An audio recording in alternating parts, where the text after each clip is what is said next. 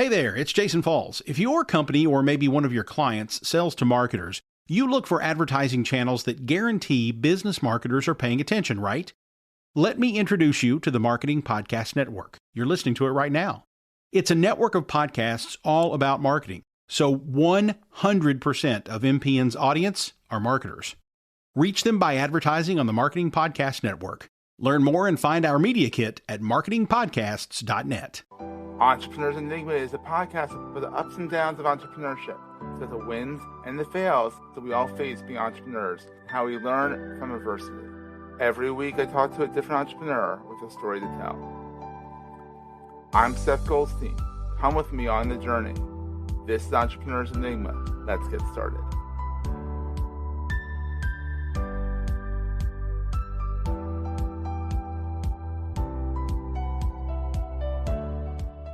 Hey, everybody. Welcome to another edition of the Entrepreneurs Enigma podcast. I am, as always, your host, Seth. Today, I have Beate Chelette. She is the growth architect. When I think of architect, I think Matrix, like the architect and how you grow. And, she is a former journalist. She has a passion for photography. She is the founder of the Women's Code and provides visionaries and leaders with strategies that grow your authority so that they can scale their impact. And she actually sold a very successful global business to Bill Gates. That's pretty cool. That's pretty neat. And she's an international award-winning bestseller on Amazon of Happy Woman, Happy World, which I do agree with. I agree with that. I'm very strong believer in happy wife, happy life as well. So let's bring her in here. How's it going? It is going very well. Thank you so much for having me, Seth. I'm looking forward to this. Yes. So how did this all get started? You're originally from, I think you said you're from Munich, right? Yes, I'm originally from Munich. Oh, yeah, you did. That's nice. Great. You're originally from Munich, so some of the best beer in the world. And pretzels. Don't you be leaving out my pretzels. Yeah, but I'm from Philly, so okay, fine. You got all right, fine. We'll leave that one alone. But still, Munich has good pretzels, but the beer is fantastic. Lederhosen, all that good stuff. I still have a pair, believe it or not. You got it. It's your heritage. Oh, 100%. Yes. Absolutely. If anything, it makes a good Halloween costume. So. To the embarrassment. Back then, to the embarrassment of my daughter, who couldn't believe I was going like that, but I did, and everybody loved it, but her. Oh, I'm sure. And you're supposed to torment your kids. That's exactly right. If they're not embarrassed by you, you haven't done a good job. Exactly. I'm very good at my 11-year-old. I'm very good at embarrassing them. So you came over to the United States as a single parent, and you bootstrapped your photography business, which is kind of cool. I mean, being a parent in general is tough. Now you immigrated. One of those immigrated to the United States. Single parent. You had one kid at the time, right? Well, I actually immigrated by myself. So I was in my early 20s. I had then fallen in love with an American man and got married and then had my child here. And the only issue that this man had, he was perfect with two minor flaws. He was an alcoholic and a pathological liar. Oh, those are bad. It's a really terrible combination. So by the time I figured it out, I was a single parent after a massive recession, having to figure out how I'm gonna make money, run my business, and then I was laid off. Oh no! Yeah, so the whole 9 yards. It's not like doing this on your own. When you have a little one at home, it's more than stressful, to say the least. Trying to make ends meet. So how did this all get started? It literally started like that. I was unemployable. It was a massive recession. There were fires, floods, riots. Then the big earthquake came, and They all piled on. Yeah. I mean, it literally was just piling on. And so I had to figure out how I was going to make it on my own. And I had been a photography representative and a producer for still photography. So I very quickly had clients like Levi's, Wrangler, BMW, Mercedes-Benz, and a lot of European companies that came to Los Angeles to produce when it was too cold to shoot in Europe. It gets a little cold there, or at least it used to. No, it's still cold out there. Yeah, you can shoot in the winter a photo shoot for summer with Yeah, summer it doesn't work. clothes in because there's no foliage on the trees, so it That's true. It wouldn't kind of work. gives it away. Yeah. Yes. Yeah, so that gives it away. And that's how it all started. We're going to take a quick break, hear from our sponsors, and get right back to the show. Oh, that's wild. Support for this and all the other podcasts on the Marketing Podcast Network is provided by Momento. Upload a video, and in just minutes, all the busy work of a production team or PR staff is ready for download. Segments edited, transcripts written, social media captions drafted. Literally minutes, not hours. With Momento, you can upload 30-minute videos and watch the AI recommend 10, 12, even 15 segments to pull out as clips. Use them in Instagram Reels, YouTube Shorts, and even TikToks to promote the full video. The recommendations are fast and driven by AI. You can edit them to your liking, then output the finished promotional clip in just minutes. Go check it out. MPN listeners can try it for free at bit.ly/MomentoMPN. That's bit.ly/MomentoMPN. And then long and behold, you sold the business to Bill Gates. How did that happen? Yeah, so the stock photography business started after I lost the artist representation in the production business. And I Okay. lost the photography business due to a lawsuit with a very bad employee who got too close to a key vendor that started their own business without me. Oh, And then no. I lost the production business in September 11th. So within 24 hours, I lost $500,000 in income that had been booked, and it was irrevocably gone. So I had to come up with something really quickly, Seth, to figure out how I'm gonna You had to hustle. hustle. Yes. My And goodness. that's how the stock photography business was born. But I had no money. The lawsuit settled. It was settled for, literally zero. I mean, once I had paid my debt, I had nothing. And then I had to Yeah. start all over again. And then I built this thing as fast as I could, but I was $135,000 in debt. And then I thought that I was probably not going to make it. I'm flying to Germany. I try to drum up my business. My dad has a stroke. My father did Oh not my, have a oh my stroke. God, it keeps going. It just kept going, Seth, and going and going. And then my dad had pancreatic cancer, though. Oh, So oh he dies. no. While I'm at the funeral, the phone rings, and it's my office in Los Angeles telling me that we are losing the house. Oh, no. Oh my God. And that was one of these defining moments that we often hear about in entrepreneurial stories where somebody said, well, how'd you make it through it? Well, I kind of had to surrender, and I had to say, well, I've done everything I could. I let it go. I come back. I get a letter from the White House, from the Oh, President of the United States. okay. Good news. Yeah, well, the president sends his best wishes. Oh, So, wonderful. yeah, well, for whatever that's worth. But what it did do, it put me in touch with the Small Business Administration, and Ooh, yeah. they went and took my business plan, and they helped me to make the business plan better. And Nice. then found me a bank that was restructuring my $135,000 in debt into a 10-year fixed loan that freed up Perfect. my line of credit. That brought me to break even 3 months later. That's how close it was, Seth. 3 months between bankruptcy and break even. And then Holy 18 moly. months later, I'm the world leader in my category. That's how the Bill Gates company comes and says, can you tell us how you do it? And I said, no. They said, well, what do you want? I said, you want it, you buy it. I said, fine. How much? I said, millions. They said, fine. That's lovely. Well, talk about a turnaround story. Jeez.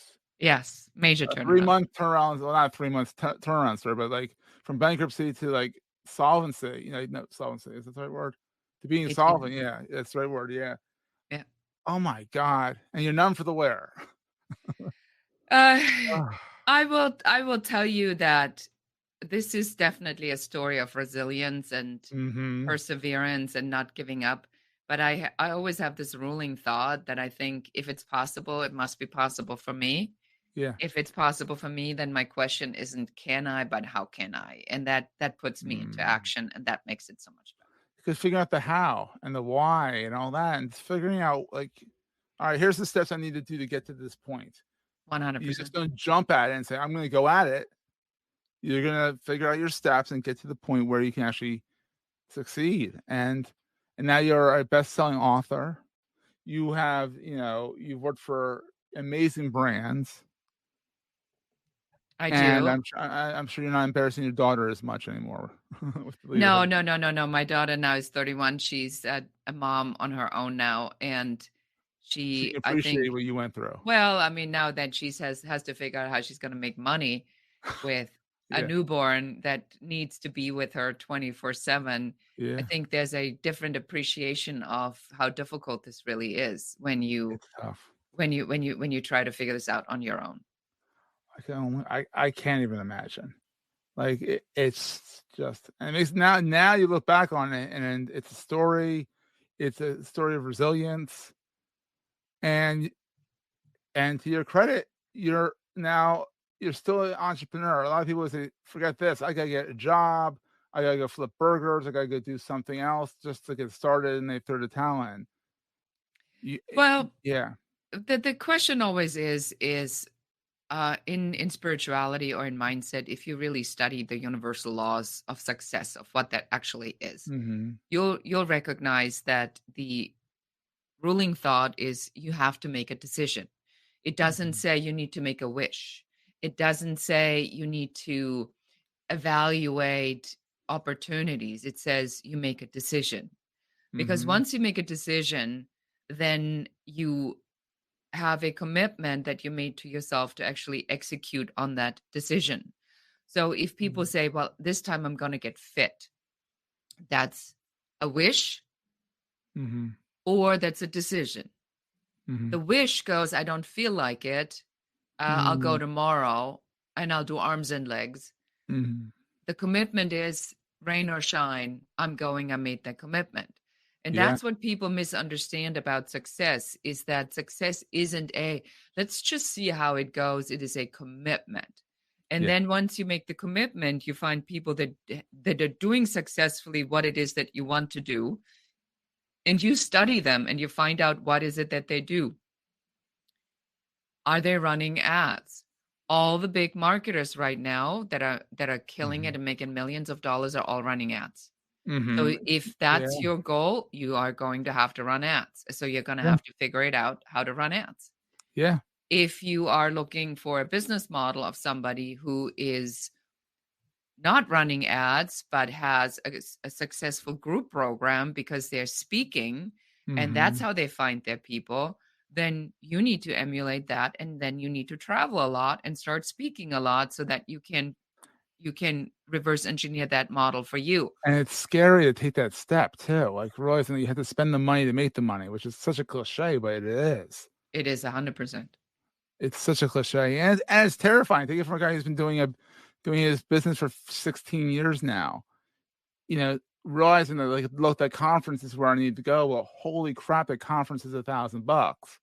At It's least plus the travel, plus the hotel. exactly. And then you You're look at like you're in every time you go, it's 3 grand. The I flight, the know. hotel, conference admission, the food, the beverages, the hanging at the bar, talking to everybody. Exactly. It adds up. You blink and you're like, holy crap. I went to a conference. This was back in August for WordPress. And it was literally a $50 ticket because it's subsidized by the organization. They subsidize it so Yeah. everyone can come. That's great. But still, I had to get down to DC from Philadelphia, had to get a hotel for a few days, had to eat out a few times. Like, oh my God. Before I was in a $50 ticket in $2,000. Like, At least that's just, that's just the way it ugh. goes. So I think you have to be very clear about that as you go in. Every strategy costs money. Ads cost money. Speaking costs money. Traveling costs money. Being in your office and having, Having 10 the light on people costs money. that make phone calls cost money. So you're Computer, not yeah, going to get everything. around it. It's just a question, what are you going to pick? And I think a lot of times, Mm. Seth, business owners, entrepreneurs, founders go, well, I'm going to keep doing what I'm doing until it works, and then I'm going to do the other thing. The problem is Mhm. if you keep doing what you're already doing, you're just doing more of that same thing. Unless you have to change one variable. Like 1 + 1 is always 2. Yeah, So if you do 1 by 1, 1 times 1, or 1 divided by 1, yeah. or 1 + 2, then something changes. But if you always do 1 + 1, it will always remain the same. And this is this entrepreneurial insanity we talk about a lot. It's like, well, you Mhm. keep doing the same thing. What do you expect? A miracle? Yeah, and the miracles are hard to come by. Exactly. So, what is the best thing in your mind being an entrepreneur versus going to the corporate world? I think, screw this, I'm going to go corporate. I think that you have to have a fire inside where there is something that you feel you need to do that is helping other people in some Mhm. sort or shape or form. I found that the most successful entrepreneurs are people that are really driven by this unseen force that will that pushes them so hard that they cannot but do this. Typically, my friend Jeff Hayes did Yeah. a television series around it and wrote a book called The Entrepreneurial Brain. And Yeah. I'm very thrilled that I'm featured in this series Yeah. that is about to be published. And in the entrepreneurial brain, he says that you need to think about this from the perspective that the entrepreneurial brain, the data shows it has similar traits to somebody, to a drug addict or a Love it. or somebody who is mentally not quite there. Because I love it. or It's so true. like a serial killer or something. Oh, It shows jeez. it shows similarity. And why? Yeah. Because Be it nuts. refuses to accept rules as facts. So the Mhm. entrepreneurial brain looks for to bend or break rules, which is what makes them innovate. Because Yeah. we are creating status quo in school. Yeah. I love how you can well, the book and you compare it to being mentally unstable because I think you kinda have to be a little Mentally mentally. unstable to wanting to do this. Yes, thank you. Yeah, why Uh-huh. like, why would you wanna do why would you wanna be on your own or have a c even worse, have people below you that you now are in charge of not only your own family, you're in charge of your work family and their families. I mean, you kinda have to have a little bit of nuts in you to do it, but there's something about it that I mean, I know for my fact, there's something about it that doing what you want when you want is incredible. Yeah, I agree, but it is like a drug because once you do it, you just can't stop. So yes, I do think that there is something in the brain, and it's only 4%. I know. 4% of people who have that. So what's the scariest thing about being an entrepreneur? What has kept you up at night? I think the scariest thing about entrepreneurship is that everything always changes, and then you wonder if you're going to figure out the thing fast enough to make the money or to make the impact. Because a lot of True. times, by the time we get there, the market's already changed. And when you look at this from a COVID perspective, before COVID, I was doing a lot of speaking about women entrepreneurship and women leadership. Yeah. It was a huge thing, equality, gender equality, Yeah. equal pay. And then COVID came and it literally just the topic got wiped out. Yeah. And then this backlash started with the Me Too movement, where then a lot of men couldn't wait to put their finger back at women. And now look at what's happening to women's rights all over the world. It's worse than it's ever been. I mean, we've gone back to before the 60s with some of I the know, it was a 3-year pandemic did that. I mean, it didn't yes. directly do it, but I mean, inadvertently did it, like, it's insane the way things are just No, it's not inadvertently at all. no? It is a group of people that are waiting for an opportunity in a moment where they can push out an ideology, and it keeps going in this wave. I have fought this fight. I cannot even tell you how many times I've been in this, and it seems to never end. And there comes a point where you say, "Look, I fought this for so long. If this next generation doesn't understand the pattern of how this works, I can't help you. I cannot Yeah, fight this for you. You're gonna have to fight for yourself at some point." yeah. It's scary, and it's just not just that, it's a lot of things have changed because of the pandemic, and people had a chance to kind of noodle around and figure out how they're gonna subjugate people or how they're gonna advance people and all that stuff, so, on a more positive note, what is the most important thing to carry with you all the time? I think it is a awareness that not all your decisions are going to be great decisions. That Mm, you are going to screw up, you are going to cover up what you don't know, you're gonna pretend you know something you don't know because that's what we have to do. But there yeah, comes a point where you really have to get people that are better at some things than you are, and you have to listen, especially to controversial viewpoints of what you think it is, because mhm, Otherwise you run the danger of creating a phantom avatar, a phantom product for a phantom clientele, and you want to be hitting a good product market fit. So it is your idea. It'll always be your idea, but you want to get outside influences in to tell you the truth. Yeah. It's great. I think a lot of people, that's underrated, and people don't realize that you got to think about that. Yeah. I mean, I had a high ticket sales guy I hired, and the guy just made my blood boil. Oh no. He was so temperamental. Let's put it this way. Yeah. And ultimately, looking back from what happened at the beginning of the year and where we are right now, I think it's probably the best thing that ever happened, because I couldn't stand it. It made me so upset that it then forced me to look at all the stuff that I was doing or not doing and rip all the Band-Aids off. And then I really saw what was happening. And as a result of it, we made a lot of changes, and we are now starting to see results coming in that are very, very promising. But that sometimes you have to do. Don't defend your opinion that you're right. That's not what entrepreneurship is about. Defend being right when the market tells you that you're right. Have proof that you're right. Don't just throw it out there. Yeah. Prove it. Damn it. Prove it. Exactly. So best place to find you online. If you want to hang number out, one. Yeah, hang out with me. Go check out my podcast. It's called The Business Growth Architect Show. It's really good. If you heard something where you go, I need to speak to Beate, please mention this show. Go to uncoverysession.com so we can give you priority treatment while we are here. Please make sure that wherever you pick up the Entrepreneur's Enigma, that you go there now, give Seth a 5-star review, and make an actual comment. And here's why the comment is so critical. Yes, because the comment tells the algorithm there's engagement. Even if it's a green heart, that means you listen to the entire episode. That will help this message to get out in front of Absolutely. People. The funny thing is I rank 59 in entrepreneurship in Kenya. So I'm very proud of that stat. Here's a shout out to all the Kenyan listening to this. Yes. Thank you. Thank you so much. So, and then also find you on, where's your social media of choice? LinkedIn? My social media, I'm literally on all of social media. You find me either under Beate Chelette or The Growth Architect. Drop into my DM, reach out. Just always make sure you mention the show so I know where you're coming from. Exactly. Not coming out of the blue. Exactly. Yes.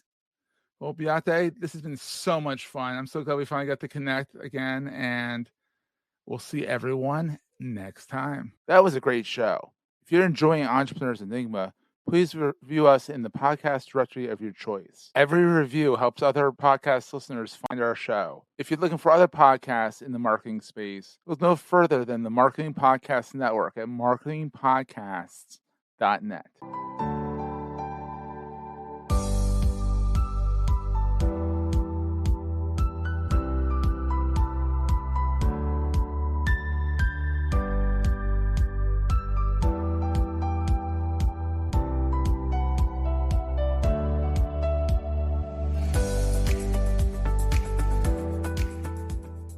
Goldstein Media hopes you have enjoyed this episode.